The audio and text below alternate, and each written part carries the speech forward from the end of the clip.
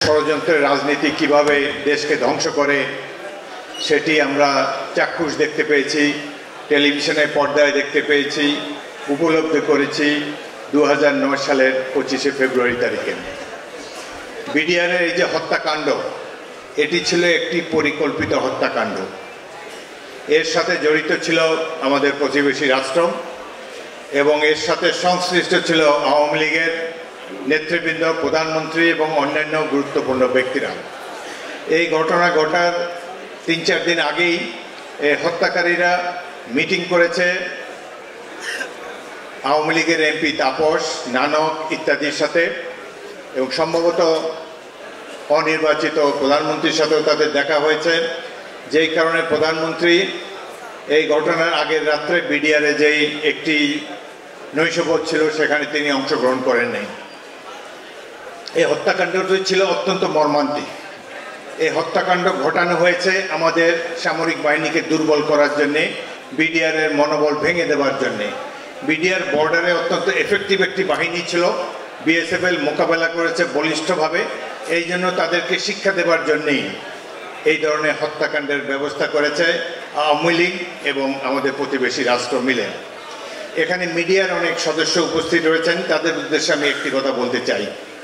এই ঘটনার পরপর কিছু উল্টাপাল্টা প্রচারণা হয়েছে মিডিয়াতে। সামরিক প্রত্যেকটি সদস্য বিডিআর আর্মির দ্বারা শপথ নেয় এবং একটি আইনের দ্বারা, বিধিবদ্ধ সংস্থার দ্বারা অন্তর্ভুক্ত থাকে। সেখানে সামরিক আইনে ক্লিয়ারলি বলা আছে, যদি কোথাও কোনো বিদ্রোহ ঘটে এবং সেই বিদ্রোহের ঘটনাস্থলে যে দাঁড়িয়ে থাকবে, বিদ্রোহে কাউকে মারতে গেল না, হয়তো অন্য কাজ করতেছে, কিন্তু তার উপরে অবশ্য কর্তব্য তার, তিনি গিয়ে এই বিদ্রোহ দমন করার জন্য যদি চেষ্টা না করেন তাহলে তাকেও বিদ্রোহের জন্য অভিযুক্ত করা হবে। এখন অনেক লোক মুক্তি পেয়ে গিয়েছে, জেল থেকেও মুক্তি পেয়েছে, অনেকে কোর্টে গিয়ে বলে আমরা তো নিরপরাধ। কিন্তু সামরিক আইন অনুসারে ওই দিন কোনো বিডিআর সদস্য যদি গাড়ি চালিয়ে থাকে, যদি কুক হাউসে কাজ করে থাকে, হাসপাতালে ডিউটি করে থাকে, অন্যত্র কোথাও ডিউটি করে থাকে, কিন্তু তিনি যদি এই বিদ্রোহ দমন করার জন্যে কোনো পদক্ষেপ গ্রহণ না করেন তাহলেও তিনি বিদ্রোহী হিসাবে অভিযুক্ত হবেন, তার শাস্তি মৃত্যুদণ্ড। এটিও আপনাদের জানা দরকার। ওই দিন বিডিআরে যত লোক উপস্থিত ছিল তারা সবাই এই সামরিক আইনের আওতায় আসে। বিডিআরে তখন সদস্য সংখ্যা ছিল 5000, কিন্তু সেনাবাহিনী যখন প্রবেশ করে তখন সেখানে তারা পেয়েছে মাত্র 200 জনকে। বাকি 4800 লোক কোথায় গেল? তারা শাস্তি এড়াবার জন্য পলায়ন করেছে। সুতরাং প্রকৃত ঘটনা যাতে উন্মোচিত হয় সেই জন্য আবারও ভালো করে তদন্ত প্রয়োজন এবং দ্রুত বিচার করা প্রয়োজন। আমরা যুদ্ধ করে 71 সালে এই দেশটি স্বাধীন করেছিলাম। বিডিআর সামরিক বাহিনীর সাথে সাথে মুক্তি বাহিনীতে গুরুত্বপূর্ণ ভূমিকা রেখেছে। যেদিন রাজনীতিবিদরা ব্যর্থ ছিলেন সেদিন আমাদের নেতা জিয়াউর রহমান 1971 সালে 26শে মার্চ চট্টগ্রাম থেকে স্বাধীনতার ঘোষণা দেন এবং মুক্তি বাহিনী গড়ে তোলেন। 9 মাস যুদ্ধের পর আমরা স্বাধীনতা অর্জন করি।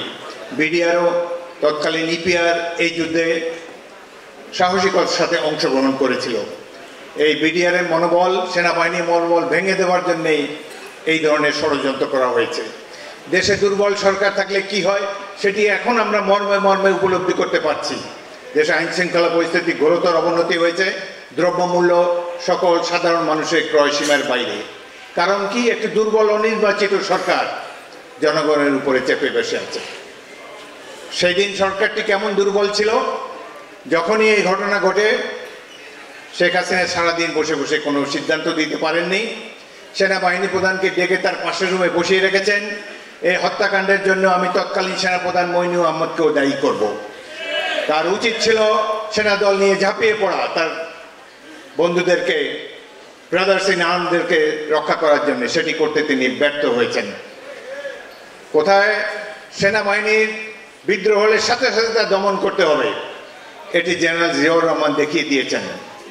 7ই নভেম্বর কিংবা এয়ারফোর্সে অক্টোবর মাসে যে বিদ্রোহ হয়েছে, কিভাবে দমন করতে হয়, কিভাবে শাস্তি দিতে হয়, রাষ্ট্রপতি জিয়াউর রহমান দেখিয়ে দিয়ে গিয়েছেন।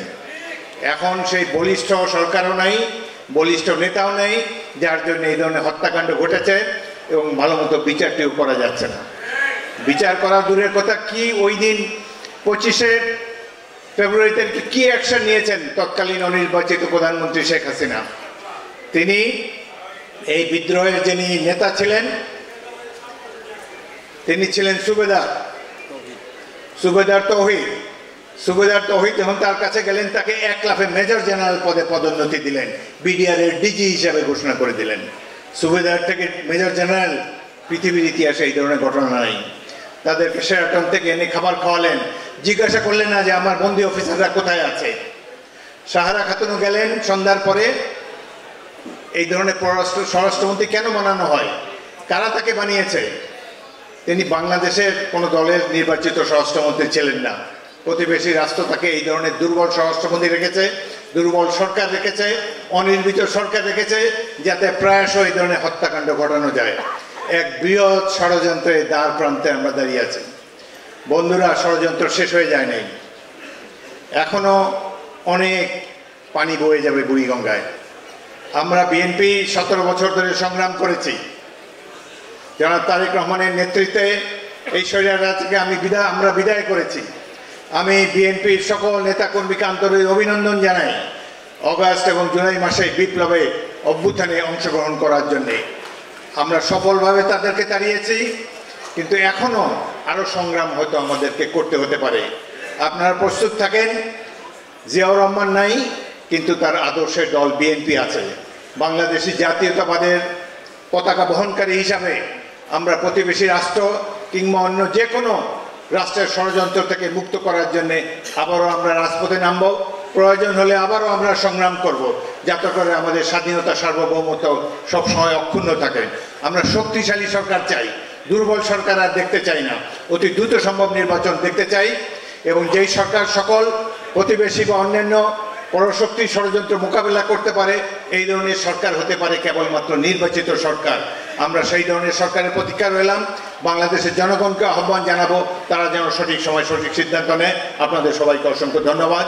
আমি সকল শহীদ অফিসারের রুহের মাগফিরাত কামনা করি।